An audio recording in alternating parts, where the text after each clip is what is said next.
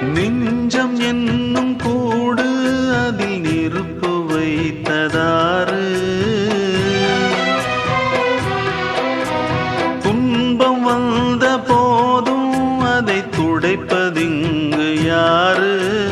கலங்கும் போது சேரு, அது தெளியும் போது நீரு. கடவுள் போட்ட கோடு அதை திருத்த போவதாறு? வெந்த புண்ணும் ஆறிடுமா? வேதனை தான் தீர்ந்திடுமா? விண்ணுக்கும் மண்ணுக்கும் சம்பந்தம் உண்டுன்னு சொன்னது யாரு? அது மன்னவன் பேரு.